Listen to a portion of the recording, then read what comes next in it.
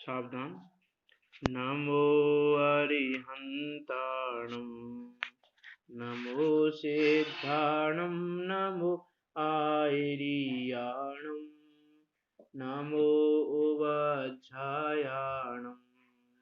नमो लोये सविशाहुणं मंगलं भगवान् वीरो मंगलं गौतमो गणे मंगलम कुंद कुंदार्यो जैन धर्मोस्तु मंगलम सर्व मंगल मांगल्यम सर्व कल्याण कारकम प्रधानम सर्व धर्माणां जैनम जयतु शासनम जैनम जयतु शासनम मंगल में मंगल करन बीतराग विज्ञान नमो ताहि जाते भये अरिहंतादि महान करि मंगल करियो महा ग्रंथ करन को काज जाते मिले समाज सब पावे निज पद राज सो निज भाव सदा सुखद अपनो करो प्रकाश जो बहु विधि भवे दुखानी को करियह सत्यानाश करियह सत्यानाश।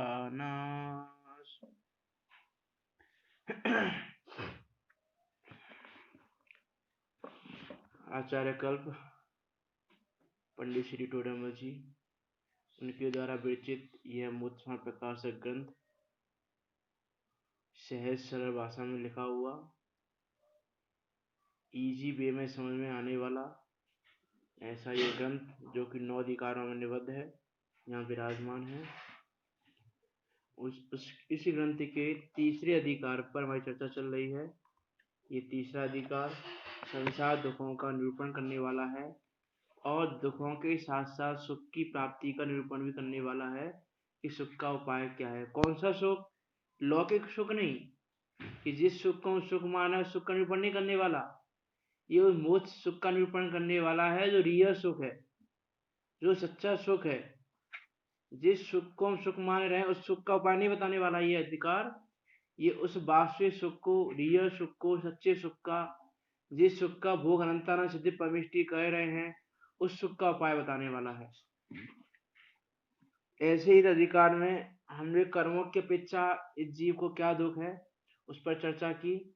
उसके बाद अभी हम पर्याय की अपेक्षा इस जीव को क्या दुख है उस पर बात कर रहे हैं, जिसके अंदर एक इंद्रिय पर्याय में इस जीव को क्या दुख है उस पर हमारी चर्चा चल रही थी।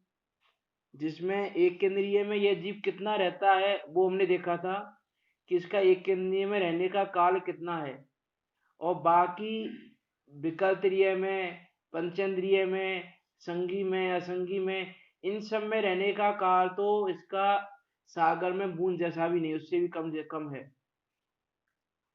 इसका मैक्सिमम काल इस एक इंद्रिय पर्याय में बीतता है। निगोद में भी एक इंद्रिय पर्याय है और वनस्पति कायिक, पृथ्वी कायिक, अग्नि कायिक, वायु कायिक, जल कायिक, ये भी एक इंद्रिय पर्याय वाला है।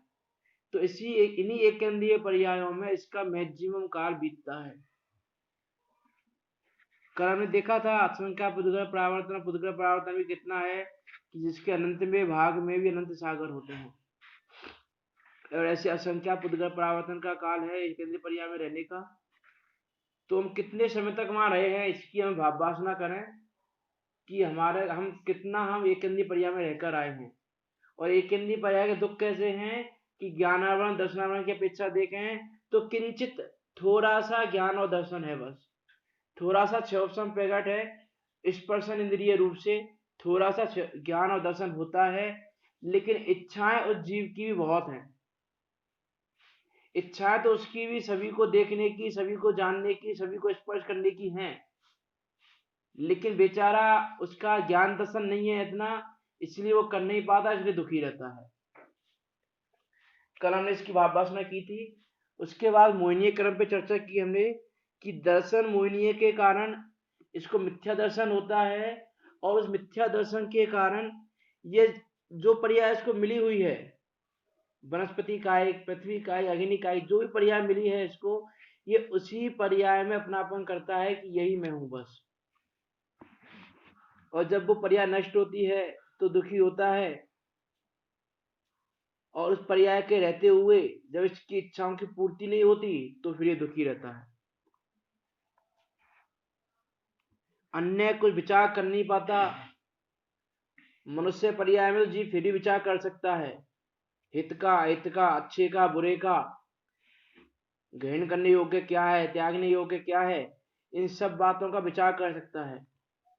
लेकिन ये एक केंद्रीय पर्याय वाला जीव इसका विचार भी नहीं कर सकता, कि उसमें विचारने योग्य बुद्धि ही नहीं है। इस प्रकार वह जीव दुखी होता रहता है। चरित्र मोहिनी की हम बात करें कि तथा चारित्र मोह के उदय से तीव्र क्रोधाधिक कषाय रूप परिणमित होते हैं, क्योंकि उनके केवली भगवान ने कृष्ण, नील, कापोत यह 3 अशुभ लेस्या ही कही हैं, और वे तीव्र कषाय होने पर ही होती हैं। कि इसको जो चारित्र मोह का उदय है, और चारित्र मोह का उदय प्रति समय है उसको, तो चारित्र मोह के उदय के समय उसको तीव्र क्रोध, मान, माया, लोभादिक 9 कषाय आदिक उन सब रूप परिणामित होते हैं।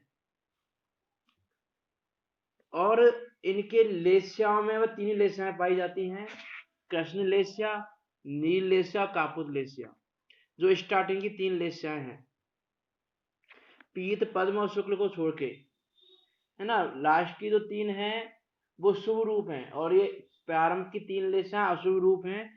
तो ये 3 अशुभ लेस्याएं उसके कही जाती हैं। किसके कही हैं? कि जो एक केंद्रीय जीव है। और किसने कहा है? कि केवली भगवान ने कहा है ऐसा, कि एक केंद्रीय जीव के 3 ही लेस्याएं होती हैं, कृष्ण, नील और कापुत। और ये तीनों लेस्याएं कैसी हैं? तीव्र कषाय वाली हैं, कि तीव्र कषाय से युक्त होने पर ये 3 लेस्याएं होती हैं, कृष्ण, नील और कापुत। कि जब जीव के परिणाम तीव्र कषाय रूप हो रहे हैं, चाहे वो क्रोध हो, चाहे मान हो, चाहे माया हो, चाहे लोभ, चाहे नौकषाय, ये वो तीव्र रूप हैं, तो उसके परिणाम कैसे हैं? कृष्ण, नील, कापोत वाले। लेस्या की आपको पता, लेस्या का पता ही होगा, तो 6 लेस्याएं हैं, उनके परिणाम हर जगह लगे ही रहते हैं, जिसमें एक वृक्ष पे 6 मित्रों के माध्यम से उसका चित्रण किया जाता है। तो उससे हमको पता चलता है कि किस जीव के परिणाम कैसे निकृष्ट हैं, कि कृष्ण लेस्या वाले के परिणाम कितने निकृष्ट हैं। फिर उससे थोड़ा ऊंचे का नील लेस्या वाले के कैसे हैं, फिर उससे थोड़ा और ऊंचे कापुत लेस्या वाले के कैसे हैं, फिर उससे और ऊपर बढ़ते बढ़ते पीत, पद्म, शुक्ल के परिणाम कैसे हैं, उसकी हमको भाव वासना होती है वहां से। तो इन जो एक केंद्रीय पर्याय है, एक केंद्रीय जीव है, इसके कृष्ण, नील, कापुत 3 ही लेस्याएं हैं, और ये तीनों लेस्याएं तीव्र परिणाम पे ही होती हैं, तीव्र कषाय में होती हैं। अब कोई ये कहे कि भैया वृक्ष हैं, अब वृक्ष कैसे क्रोध करते हैं, वृक्षों को क्रोध कैसे होता है, वृक्षों को मान कैसे होता है? कि अरे हमको बाहर से दिखाई नहीं दे रहा, बाहर से तो दिखाई दे रहा है हमको, वो तो क्या है, पुद्गल है, वो तो उसका शरीर है, जैसे अभी हमारा शरीर दिखाई दे रहा है। अभी कोई जीव है, वो क्रोध कह रहा है, अब उसका क्रोध यदि बाहर में प्रकट नहीं है, मनुष्य का भी, तो हमको पता ही नहीं चलेगा कि मनुष्य क्रोध कह रहा है। भाई यदि वो मान कह रहा है और बाहर से खूब अच्छी अच्छी बातें कह रहा है, तो हमको पता ही नहीं चलेगा कि ये जीव कषाय भी कह रहा है, ये जीव कषाय वाला है, तीव्र कषाय वाला है। तो जब मनुष्य होके पता नहीं चलता, तो फिर वो तो एक केंद्रीय है, उसमें व्यक्त करने की शक्ति नहीं है, और इसीलिए वैसे दुखी रहता है। इसकी बात आएगी आगे अभी। तो वे तीव्र कषाय होने पर ही होती हैं, वहां कषाय तो बहुत है, और शक्ति सर्व प्रकार से महाहीन है, इसीलिए बहुत दुखी हो रहे हैं, कुछ उपाय नहीं कर सकते। कि कषाय तो उसके बहुत है, तीव्र कषाय रूप परिणाम है उसके प्रत्येक समय उस एक इंद्रिय जीव के, पाप रूप परिणाम है उसके, तीव्र कषाय रूप परिणाम है उसके। लेकिन हमको क्या लगता है भैया वृक्ष के कैसे होंगे पाप रूप परिणाम, वृक्ष के कषाय कैसे होंगे, कि नहीं, वृक्ष के भी सारी कषाय विद्यमान है, सारे पाप के परिणाम विद्यमान है उसके।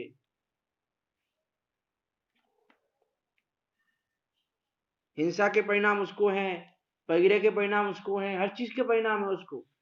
अभी देखेंगे आगे अभी बात आएगी।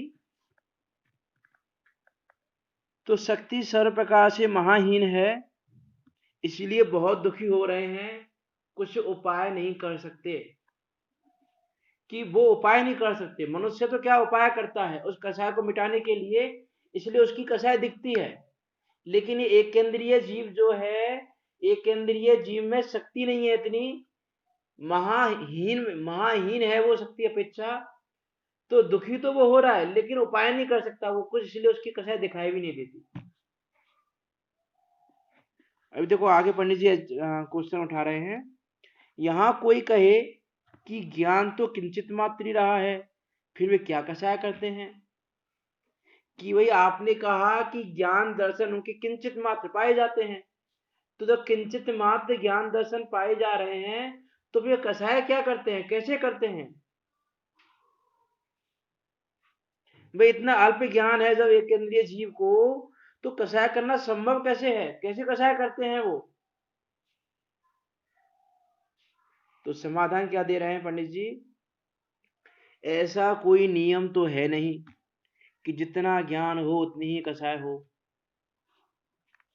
भाई ऐसा तो नियम है नहीं जिसको जितना ज्ञान है उसको उतनी कषाय होगी, किसी को ज्ञान कम है तो कम कषाय होगी, किसी को ज्ञान ज्यादा है तो ज्यादा कषाय होगी।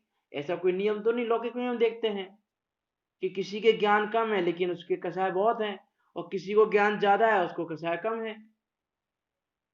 लौकिक लौकिक अपेक्षा हम देखें ज्ञान और ज्ञान की बात, कि जो यथार्थ ज्ञान है उसकी बात नहीं कर रहे हैं हम, लौकिक ज्ञान की बात कर रहे हैं।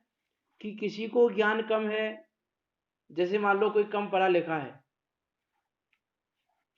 उसको पढ़ना नहीं आता और उसको शुरू बोलना भी नहीं आता अक्षरों को, तो उसको ज्ञान बहुत कम है, तो क्या इससे उसकी कषाय कम हो जाएंगी कि नहीं। कषाय हो सकता है उसकी ज्यादा हो, और एक ज्ञानवान व्यक्ति है, बुद्धिमान है, हो सकता है उसको कषाय कम हो। तो ऐसा कोई नियम नहीं है कि जितना ज्ञान हो कषाय उतनी होती है। और यदि ये नियम हो जितना ज्ञान हो उतनी कषाय हो, कि कम ज्ञान तो कम कषाय, ज्यादा ज्ञान तो ज्यादा कषाय, तो फिर केवल ज्ञानी को पूर्ण कषाय हो जाएंगी, यदि हम ऐसा नियम रखेंगे तो। कि ज्ञान की अपेक्षा ज्ञान के स्वसम के अनुसार कषाय नहीं होती। कषाय के परिणाम अलग बात है और ज्ञान का स्वसम अलग बात है। ज्ञान का कम ज्यादा अलग बात है और कषाय के परिणाम होना अलग बात है। तो ऐसा कोई नियम नहीं है कि ज्ञान के अनुसार कषाय हो। कि जो यहाँ पर प्रश्न उठाया कि भैया उसको एक इंद्रिय को तो बहुत थोड़ा सा ज्ञान है, तो थोड़ा सा ज्ञान है तो कषाय बहुत क्यों कहते हो। तो भाई ऐसा कोई नियम नहीं है कि ज्ञान कम हो तो कषाय भी कम होगी, ज्ञान ज्यादा हो तो कषाय भी ज्यादा होगी, ऐसा कोई नियम नहीं है। ऐसा कोई नियम तो है नहीं, जितना ज्ञान हो उतनी कषाय हो।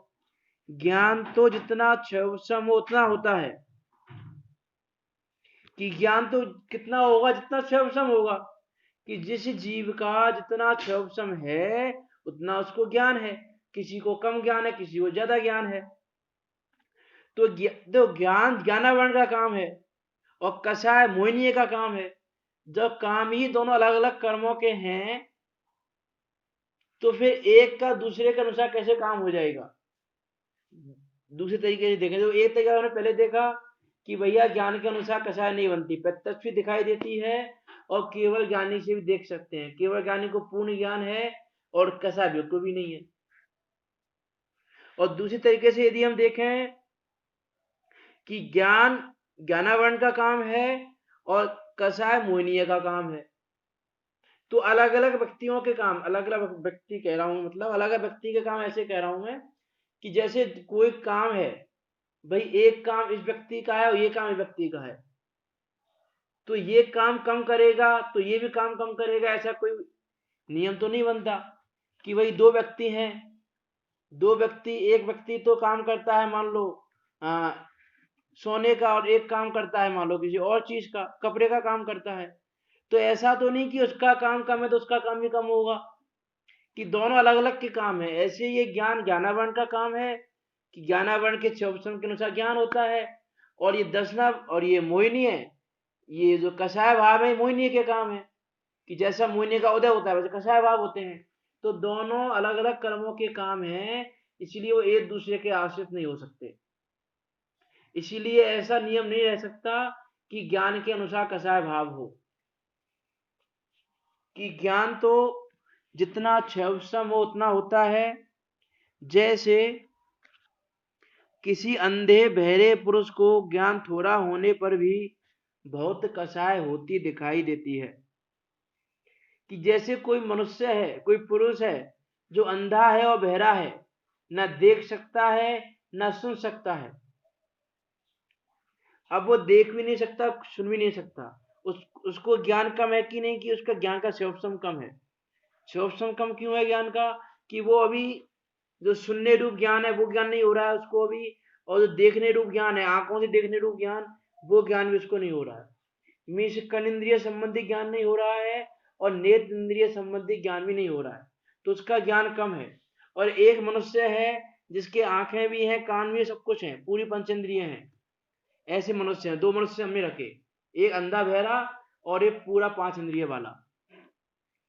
अब हम नियम कैसे बनाएं कि किसको कषाय कम किसको कषाय ज्यादा। यदि ऊपर वाला नियम देख बनाए यदि हम कि भैया जितना ज्ञान उतना कषाय, तो अंधे बहरे व्यक्ति को कम कषाय होनी चाहिए, और उस जो 5 इंद्रिय व्यक्ति है जिसके 5 इंद्रिय विद्यमान है, काम कर रही हैं यथा योग्य, तो उसको कषाय ज्यादा होनी चाहिए। लेकिन ऐसा नहीं होता, प्रत्यक्ष में हम देख सकते हैं कि कोई अंधा पुरुष है उसको कषाय ज्यादा हो सकती है, कोई सी भी कषाय लगा लें हम, क्रोध ज्यादा आ सकता है, मान ज्यादा हो सकता है, माया ज्यादा हो सकती है, लोभ हो सकती है, 9 कषाय हो सकते हैं, कुछ सारी कषाय हो सकती हैं उसको ज्यादा। और ये 5 इंद्रिय जिसको यथा योग्य है उसको कषाय कम हो सकती हैं। इसलिए ऐसा कोई नियम नहीं है कि जितना ज्ञान हो उतनी कषाय हो, तो ज्ञान के अनुसार कषाय नहीं बनती। तो जैसे किसी अंधे बहरे पुरुष को ज्ञान थोड़ा होने पर भी बहुत कषाय होती दिखाई देती है, उसी प्रकार एकेंद्रिय के ज्ञान थोड़ा होने पर भी बहुत कषाय होना माना गया है, कि उसी प्रकार उस एकेंद्रिय के भी ज्ञान तो थोड़ा है, बहुत ही अल्प है, लेकिन ऐसा होने पर भी उसका कषाय बहुत ज्यादा माना गई है, कि उसको कषाय बहुत ज्यादा हो सकती है। उसमें कोई विरोध नहीं है ऐसा बोलने में कि उसको कषाय ज्यादा होती है। और यदि हम ऐसा कहें कि हमको दिखाई देता नहीं है, भाई नियम नहीं है, चलो हमने मान लिया नियम नहीं है, लेकिन नियम ना होने के बाद भी आप ये कैसे कह सकते हो कि उनको कषाय ज्यादा है, कि हमको दिखती नहीं है, वो क्रोध करते दिखाई नहीं देते, मान करते दिखाई नहीं देते, लोभ करते दिखाई नहीं देते वो हमें, तो हम ये कैसे माने कि उनको कषाय ज्यादा है। हमने मान लिया ज्ञान कम है लेकिन कषाय ज्यादा है, ये कैसे माने। तो देखो पंडित जी क्या कह रहे हैं कि बाह्य कषाय प्रकट तब होती हैं जब कषाय के अनुसार कुछ उपाय करे। कि बाहर में कषाय प्रकट कब होती हैं, कि जब उस कषाय के अनुसार वो कुछ उपाय करे। जैसे आज मान लो हम हैं, हमको क्रोध कषाय आई, अब क्रोध कषाय आई हमको, तो हमने सामने वाले पर गुस्सा किया, सामने वाले से उल्टा सीधा बोला, सामने वाले को उसका कुछ भी अहित रूप उसका अहित हो जाए, ऐसा कोई कार्य किया कि उसका अहित हो जाए, इस प्रकार के कार्य किए जो हमने देखे थे अभी चरित्र मोहिनी में, कि क्रोध कषाय का उदय आने पर जीव क्या उपाय करता है। उन सारे उपायों को लगाना कि हम वो उपाय कर रहे हैं दूसरे का अहित हो जाए, दूसरे का बुरा हो जाए, उसके लिए हम जो भी उपाय कर रहे हैं, तो उन उपायों से पता चलता है कि हमको क्रोध कषाय है। कि जो जीव उपाय कर रहा है ऐसे किसी का बुरा करने के, किसी का अहित करने के उपाय कर रहा है, तो इससे ये तो पता चलता है हमको कि भैया इसको क्रोध कषाय है, इसको मान कषाय है, इसको माया कषाय है, इसको लोभ कषाय है। तो हमको पता चलता है क्योंकि वो उपाय कर रहा है। यदि वो उपाय ना करे तो उनको पता भी नहीं चलता। जैसे बहुत व्यक्ति हैं, मां कसाय वाले व्यक्ति ज्यादा है, मां कसाय दिखती नहीं लोगों की ज्यादा, कि मान कसाय है, मान है काफी, और मान कसाय है और खूब अच्छी अच्छी बातें कर रहा है, मीठी मीठी बातें कर रहा है, लेकिन अंदर में उसके मां कसाय बैठी है। अब तो मां कसाय है तो कसाय दिख नहीं रही, इसका मतलब ये नहीं है कि वो कसाय कर नहीं रहा है। कसाय तो उसको तीव्र रूप हो रही है, उसकी मां कसाय तीव्र रूप हो रही है अभी, चाहे दिख नहीं रही हो। तो बाह्य कसाय तो प्रकट तब होती है जब उसके अनुसार उपाय किया जाता है। लेकिन हम एक केंद्रीय जीव क्या करें, बेचारे के उपाय नहीं कर सकते वो, क्योंकि देखो बाह्य कसाय प्रकट तब होती है जब कसाय के अनुसार कुछ उपाय करे, परंतु वे शक्तिहीन है, इसलिए उपाय कुछ कर नहीं सकते, इसीलिए उनकी कसाय प्रकट नहीं होती।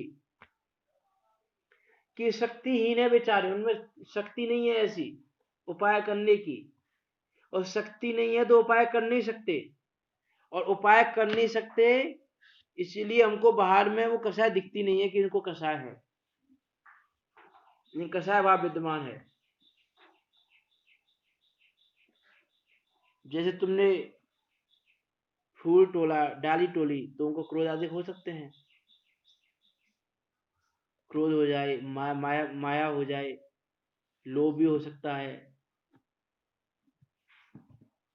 तो इतने प्रकार की कसाएं उनके हो सकती हैं, क्रोध मान माया लोभ और नौ कसाय आदि सब कुछ पाप के परिणाम भी हो सकते हैं। जैसे बहुत सारे वृक्ष होते हैं अपनी जड़ों को दूर दूर तक फैला लेते हैं, तो ये क्या है उनका कि मेरा एरिया बहुत ज्यादा हो, जितना ज्यादा एरिया में कवर कवर कर पाऊं तो ज्यादा एरिया कवर कर लूं, अपनी वृक्षों की वो अपनी जड़ों को फैलाता रहता है दूर दूर तक। तो ये क्या उसके परिग्रह के परिणाम है, तो ये उसके पापरूप परिणाम हुए। या छोटे वृक्ष हैं कि अपनी जड़ों को ऐसे फैलाए कि उस वृक्ष को उगने ही ना दे दूसरे वृक्ष को, दूसरे वृक्ष को मीन्स हम कहें कि दूसरा वृक्ष वृक्ष नष्ट ही हो जाएगा, लेकिन अपनी जड़ों को फैलाने से नहीं रोकता वो वृक्ष, कि जहाँ दूसरा वृक्ष लगा हुआ है उसके नीचे सिर्फ जड़ें फैला दी अपनी, कि अब वो दूसरा वाला वृक्ष अपनी जड़ों को फैला ही नहीं पाएगा, वो अब विकसित हो ही नहीं पाएगा। तो ये क्या हिंसा आदि के परिणाम है। इत्यादि अनेक प्रकार से देख सकते हैं हम कि एक केंद्रीय पर्यायों के सारी कसाय विद्यमान है, लेकिन बाहर में वो कसाय प्रकट नहीं होती, इसलिए हमको लगता नहीं है कि ये कसायवान जीव है, लेकिन उनको तीव्र कसाय है। अरे मनुष्यों के तो पीत पद्म भी हो सकती है, लेकिन इनके कृष्ण नील कापोति तीन या शुभ लेस्य है ही नहीं, मीन्स इनके शुभ परिणाम है ही नहीं, इनके प्रत्येक समय अशुभ परिणाम ही रहते हैं, शुभ परिणाम होते ही नहीं है।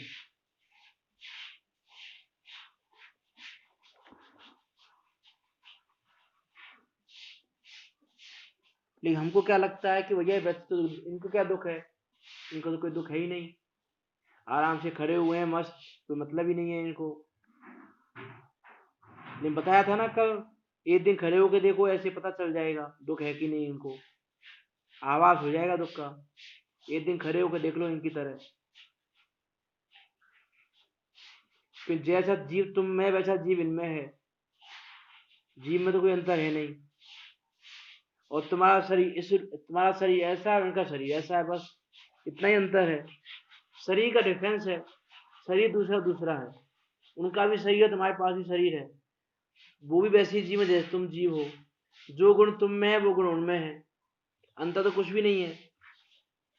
तो खड़े होकर देखो एक दिन पता चले, ये तो बरसों बरसों खड़े रहते हैं, पीढ़ियां बीत जाती हैं लेकिन वृक्ष नष्ट नहीं होता, इतने लंबे लंबे काल तक खड़े रहते हैं, तो लेकिन हमको लगता ही नहीं है कि दुखी है वृक्ष। और ऐसी एक केंद्रीय परिवार में रह के आ चुके हैं, अनंतों बार रहे, अनंतों बार एक केंद्रीय परिवार में गए, एक बार नहीं गए।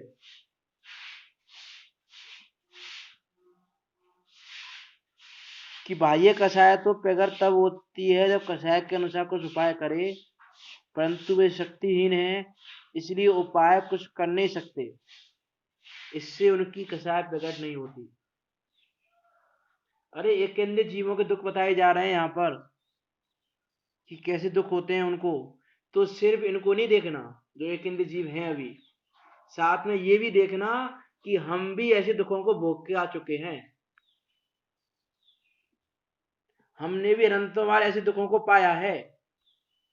सिर्फ एक इंद्रिय जीवों के तो इसलिए नहीं बताए जा रहे कि जो भी वर्तमान में एक इंद्रिय है, वृक्ष आदि को देख के तुम ये सोचो बस कितने दुखी हैं, कितने दुखी हैं। वो तो दुखी हैं ही, वो तो बताया जा ही रहा है, लेकिन साथ में ये भी विचार करें कि हम भी ऐसे दुखों को भोग के आ चुके हैं, कहीं दोबारा ऐसे दुखों को भोगना ना पड़ जाए, उसका विचार करना। कि बाह्य कषाय प्रकट तब होती है जब कषाय के अनुसार कुछ उपाय करे, परंतु वे शक्तिहीन हैं, इसीलिए उपाय कुछ कर नहीं सकते, इससे उनकी कषाय प्रकट नहीं होती। जैसे कोई पुरुष शक्तिहीन है, उसको किसी कारण से तीव्र कषाय हो, परंतु कुछ कर नहीं सकता, इसलिए उसकी कषाय बाह्य में प्रकट नहीं होती, वह अति दुखी होता है। जैसे कोई मनुष्य है, बहुत शक्तिहीन है, दुर्बल है, बहुत ज्यादा बलवान नहीं है, और किसी कारण से उसको तीव्र कषाय हो। जैसे हम देखें, मान लो किसी व्यक्ति ने उसे थप्पड़ दिया, चांटा मारा एक। अब जिस व्यक्ति ने चांटा मारा वो बहुत बलवान है, और जिसने चांटा खाया वो बहुत दुर्बल है, बहुत शक्तिहीन है, दुबला पतला सा है, शरीर में कोई ताकत नहीं है ज्यादा। तो अब उस व्यक्ति को चांटा पड़ा तो उसको क्रोध कषाय तो उसको आई उसके प्रति, जिसने चांटा मारा उसके प्रति उसको क्रोध कषाय तो आई, लेकिन वो उस कषाय को प्रकट नहीं करेगा। क्यों? कोई वो उपाय नहीं करेगा उसके अनुसार, क्योंकि वो जानता है कि भैया मैं तो बहुत दुबला पतला सा हूं, कुछ कर नहीं पाऊंगा, ये बलवान है, अभी मैं कुछ इसका प्रतिकार करूंगा तो मैं और पिटूंगा। तो ऐसा जानकर वो उस कषाय का प्रतिकार नहीं करेगा, उपाय नहीं करेगा, लेकिन अंदर में बहुत दुखी होगा, इसने मुझे चांटा मारा, इसने मुझे चांटा मारा, इसने ऐसा कर दिया, और अंदर ही अंदर विचार करेगा, इसका ऐसा हो जाए, इसका ऐसा हो जाए, इसका वैसा हो जाए, अनेक रूप से विचार करेगा। तो उसने उपाय नहीं किया बाहर में, तो बाहर में कोई क्या कहेगा कि देखो कितना अच्छा व्यक्ति है, चांटा खा के भी चुप है, कषायवान नहीं है, कषाय रहित व्यक्ति है, देखो कषाय नहीं है बिल्कुल भी, चांटा खा लिया फिर भी क्रोध नहीं किया इसने। तो अब आप बताइए, उसने क्रोध किया कि नहीं किया? कि क्रोध तो उसने किया, लेकिन वो शक्तिहीन था, इसलिए उसने उपाय नहीं किया उसके अनुसार, इसलिए वो कषाय दिखी नहीं हमको बाहर में। बाहर कषाय दिखी नहीं, लेकिन बाहर कषाय ना दिखने से कषाय नहीं की ऐसा नहीं है, कषाय तो उसने की। और देखो एक और चीज देखें हम, कि यदि वो शक्तिवान होता तो वो तुरंत उसका प्रतिकार करके, हो सकता है कि उस बात को भूल ही जाता। फिर जो क्रोध कषाय उसको हुई, उसने उसकी एक्शन की रिएक्शन कर दी, उसको उल्टा चांटा मार दिया या कुछ भी कर दिया उसका, और बात खत्म। लेकिन अभी उसने प्रतिकार नहीं किया, तो उसके मन में वो बात रहेगी, आज भी है, कल भी सोचेगा, अरे उसने मुझे चांटा मारा था, उसका ऐसा हो जाए, उसका वैसा हो जाए, मतलब उसकी क्रोध कषाय लंबे टाइम की बनी रहेगी। यदि उपाय कर ले तो पॉसिबिलिटी है कि जल्दी खत्म भी हो जाए, शायद हो नहीं हो बात अलग है, लेकिन चांसेस है होने के। लेकिन यदि वही जीव उपाय नहीं करे और कषाय अंदर ही अंदर है उसकी, तो कषाय बहुत लंबे टाइम तक रहेगी। तो वैसे एक अन्य जीवों के साथ है कि जैसे कोई पुरुष शक्तिहीन है, उसको किसी कारण से तीव्र कषाय हो, परंतु कुछ कर नहीं सकता, इसलिए उसकी कषाय बाह्य में प्रकट नहीं होती, लेकिन वह अति दुखी होता है। दुखी तो बहुत होता है, ऐसा नहीं दुखी नहीं होता, वो दुखी तो रहता है। उसी प्रकार एक इंद्रिय जीव शक्तिहीन है, कि उसी प्रकार एक इंद्रिय जीव भी कहता है शक्तिहीन है, दुर्बल है, कुछ कर नहीं सकता, उनको किसी कारण से कषाय होती है। अब कारण कुछ भी हो सकता है उनके लिए भी, कि कषाय होती है परंतु कुछ कर नहीं सकते, इसलिए उनकी कषाय बाह्य में प्रकट नहीं होती, वे स्वयं ही दुखी होते हैं। कि बाहर में उनकी कषाय प्रकट नहीं होती, लेकिन बाहर में उनकी कसाय प्रकट ना होने के बावजूद भी उनको कसाय तो है ना। मनुष्य के एग्जाम्पल देख सकते हैं प्रत्यक्ष। तो यदि हम ऐसा कहें कि भैया कसाय दिख रही है तो कसाय नहीं है, तो फिर उस व्यक्ति को इनको कैसा मानना पड़ेगा, कसाय रहित है। ये तो बहुत संता भाव वाला है, क्रोधी नहीं करता है। ये तो चांटा मार लो, 2 चांटा मार लो, 4 चांटा मार लो, क्रोधी नहीं करता ये। लेकिन करता नहीं है इसका मतलब ये नहीं है कसाय नहीं कर रहा है, वो तुमको नहीं दिख रहा है, इतना है बस। नहीं, कसाय तो वो कर रहा है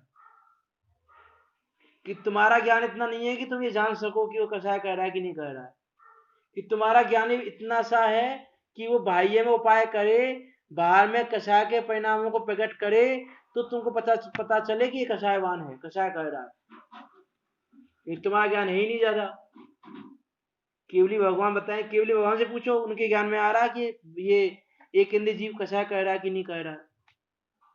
केवली भगवान ने बताया कसाय करता है।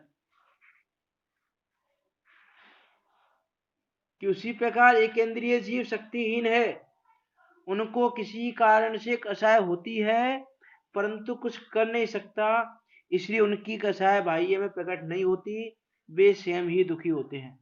और देखो एक और बात देखो, वो मनुष्य शक्तिहीन है, उसको क्रोध कसाय आई अंदर में, उसका प्रतिकार वो कर नहीं सकता, उपाय कर नहीं सकता, तो उसको अंदर बहुत ज्यादा दुख होता है।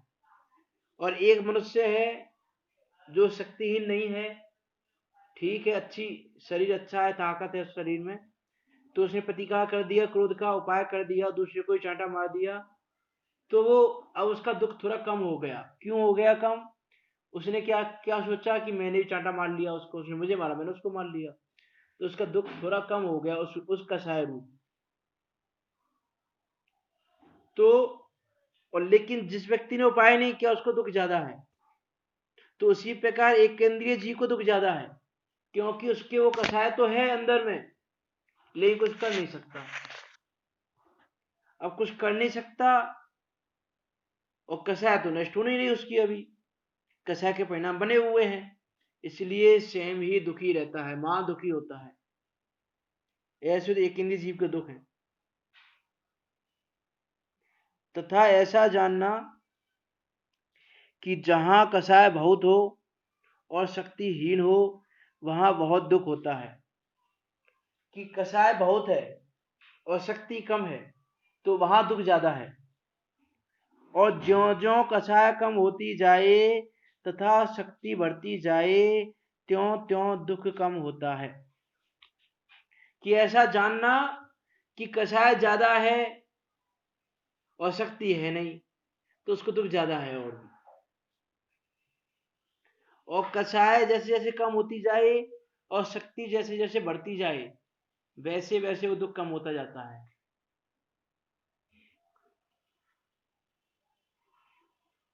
तो इससे पता चलता है कि एक किन्नी जीव को कितना दुख होगा। लेकिन हमको लगता नहीं है, हम बृहस्पति को भी ऐसे ही तोड़ लेते हैं, कुछ भी कर लेते हैं, हमारे निमित्त से उसको कसाय भाव हो जाता है, हम उसमें निमित्त बन जाते हैं कसाय भाव में। लेकिन यह जीव विचार ही नहीं करता, सोचता ही नहीं है कि पेड़ों को क्रोध होता है।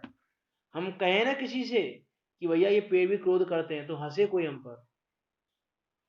क्यों? कि उसको पता ही नहीं है वस्तु व्यवस्था क्या है, यथार्थ ज्ञान ही नहीं है उसको।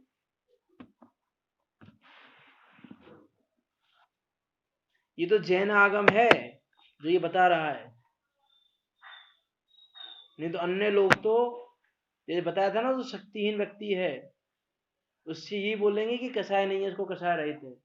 ये जैन दर्शन एक ऐसा अलौकिक दर्शन है जो ये बताता है कि भैया उसको भी कसाय है, हमसे ज्यादा कसाय है उसको, जो प्रतिकार नहीं कर रहा, जो शक्तिहीन है, जो अंधा बहरा है, उसको कसाय हमसे भी ज्यादा है। तो भाई यहाँ कह रहे हैं कि ऐसा जानना कि जहाँ कसाय बहुत हो और शक्ति कम हो, हीन हो, वहां बहुत दुख होता है। और ज्यो ज्यो कसाय कम होती जाए तथा शक्ति बढ़ती जाए, त्यों त्यों दुख कम होता है। कि जैसे जैसे उसकी कसाय कम होती जाएंगी और शक्ति बढ़ती जाएगी, वैसे वैसे दुख भी कम होता जाएगा। ऐसा ये नियम है भाई कि कषाय बहुत है, शक्तिहीन है तो दुख ज्यादा, और कषाय कम है, शक्ति ज्यादा है तो दुख कम।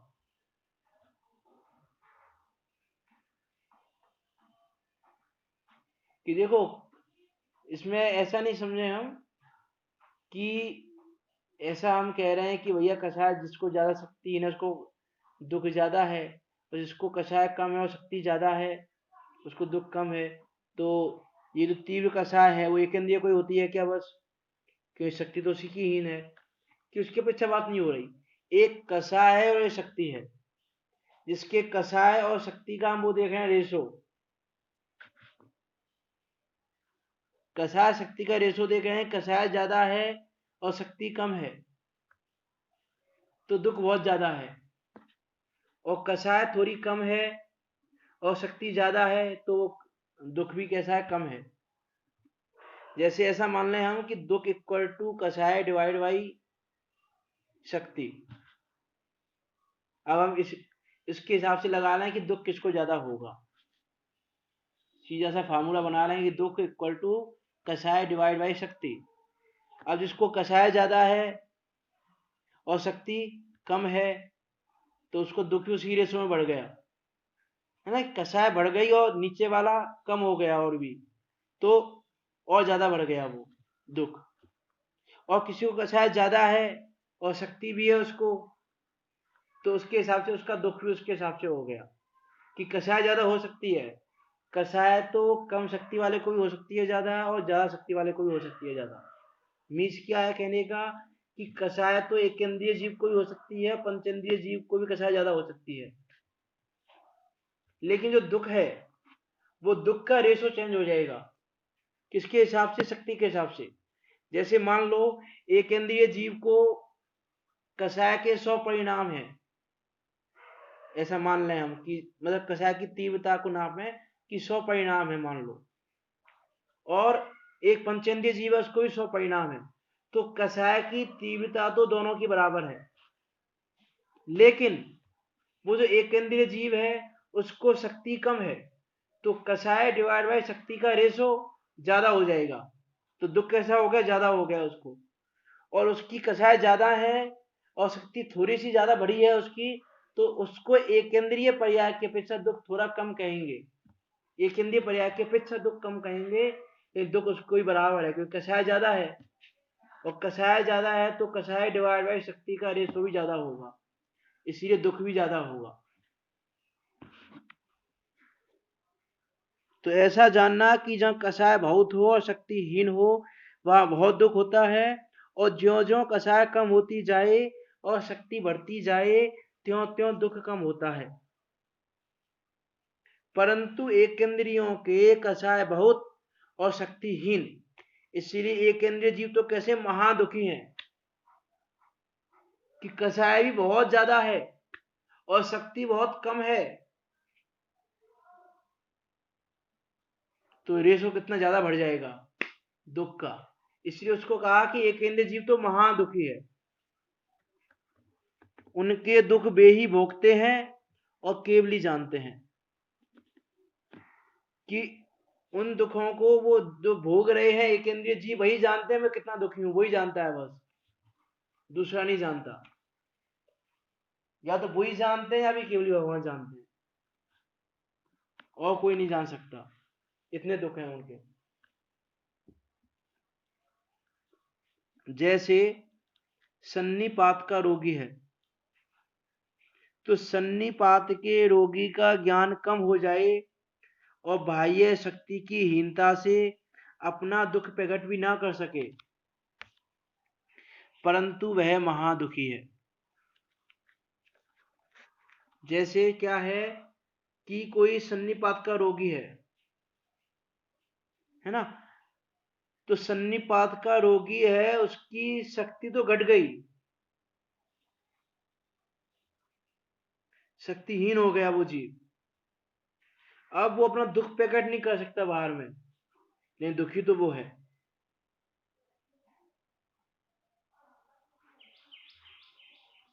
जैसे मान लो हम दूसरा एग्जांपल देखें, जैसे कोई व्यक्ति है, मान लो कोई व्यक्ति बेहोश हो गया है,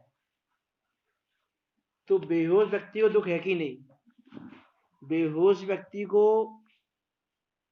दुख कम नहीं है, दुख उसको बहुत है, लेकिन बाहर में हमको दुख दिख नहीं रहा उसका। ये बेहोश है, अभी बेहोश पड़ा हुआ है, तो हमें दिख नहीं रहा है कि उसको दुख है, लेकिन दुख है, क्योंकि उसको भी दुख प्रकट करने की सामर्थ्य नहीं है उसमें। अभी वो बेहोश पड़ा हुआ है, उसमें अभी उन दुखों को प्रकट करने की सामर्थ्य नहीं है, इसलिए हमको लगता नहीं है कि दुखी है। हमको क्या लगता है, बेहोश पड़ा है, इसको क्या दुख है, तो खूब बढ़िया है, इसको क्या दुख है, कोई दुख नहीं है उसको।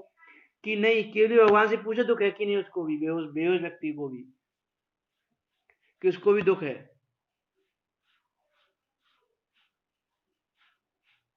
लेकिन क्या लगता ही नहीं है दुख है। जैसे मान लो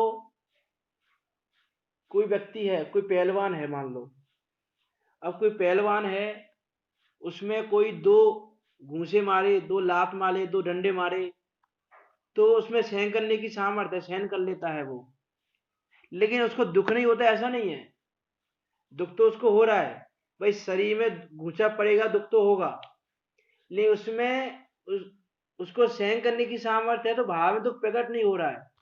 नहीं, बाहर में दुख दिखाई नहीं दे रहा है, इससे वो दुखी नहीं है, ऐसा नहीं है कि भैया जो घूंसा मारने पे चिल्ला है उसी को दुख है, ऐसा नहीं है कि जो नहीं चिल्ला रहा है उसको भी दुख है, लेकिन उसका दुख बाहर में प्रकट नहीं हो रहा है हमारे सामने, इससे हमको लगता नहीं है कि वो दुखी है। उसी प्रकार एक केंद्रीय का ज्ञान तो थोड़ा है और बाह्य शक्तिहीनता के कारण अपना दुख प्रकट भी नहीं कर सकता, परंतु महादुखी है। कि जो एक केंद्रीय जीव है उसको भी ज्ञान कैसा है, कि ज्ञान तो उसको थोड़ा सा है, और ज्ञान थोड़ा है और बाह्य शक्ति की हीनता है, तो शक्ति की हीनता होने से अपना दुख प्रकट भी नहीं कर सकता, परंतु महान दुखी है कि उसका दुख प्रकट नहीं हो रहा है। लेकिन दुख प्रकट ना होने से ऐसा नहीं है कि दुखी नहीं है वो जी, वो हमसे तुमसे ज्यादा दुखी है। जो ये वृक्ष खड़ा है, ये वृक्ष हमसे भी ज्यादा दुखी है वृक्ष वो। ऐसे इन एक इन जीवों के प्रति कौन भाव आना चाहिए, हमसे तुमसे ज्यादा दुखी है वो, कि उनका दुख प्रकट नहीं हो रहा है, इसी भाव में दुख दिख नहीं रहा है। इसीलिए कह रहे हैं कि उसी प्रकार एक इंद्रिय का ज्ञान तो थोड़ा है और बाह्य शक्तिहीनता के कारण अपना दुख प्रकट भी नहीं कर सकता, परंतु महादुखी है। तथा अंतराय के तीव्र उदय से चाहा हुआ बहुत नहीं होता, इसीलिए भी दुखी ही होते हैं। कि उसको अंतराय का उदय है, तो अंतराय के उदय में उसका चाहा हुआ नहीं होता, कि जैसा वो चाहता है वैसा नहीं होता। वो क्या चाहता है, वो चाहता है कि जिस जगह पे मैं हूं उसके आसपास दूसरा वृक्ष ना आए, इस भूमि पर मेरा अधिकार है, इस पूरी भूमि में मेरी जड़ें फैली रहें, ये जमीन में धन रखा हुआ है, थोड़ा दूर किसी ने धन गाड़ा हुआ है, इस धन पे मेरा अधिकार है, मैं अपनी जड़ों को मात्रा फैला लूं, इस धन को अपने कब्जे में ले लूं, इत्यादि अनेक प्रकार की उसकी इच्छाएं हो सकती हैं। लेकिन अंतराय का उदय है तो चाहा हुआ तो नहीं हो सकता, और जब चाहा हुआ नहीं होगा तो जीव दुखी होगा। तो उसकी चाह भी ज्यादा है और अंतराय का उसका ऑप्शन बहुत कम है, शक्तिहीन है बेचारा, इसलिए महा दुखी है। तो ऐसे एक इंद्रिय जीव के दुख हैं। विचार करके देखें, हमको लगता नहीं है हमको एक इंद्रिय जीवों के दुख। इससे पता चलता है कि वृक्ष भी क्रोध करता है, वो भी मान करता है, उसको भी दर्द होता है, उसको भी दुख होता है, वो भी दुखी होता है। हम बेमतलब कुछ भी तोड़ने ना लग जाए वनस्पति को, व्यर्थ में ही तोड़ने लग गए, खाली बैठे बैठे वृक्ष के पास खड़े हुए हैं, खुरच रहे हैं उसकी तने को खुरच रहे हैं, डाली को तोड़ रहे हैं, कुछ भी कर रहे हैं,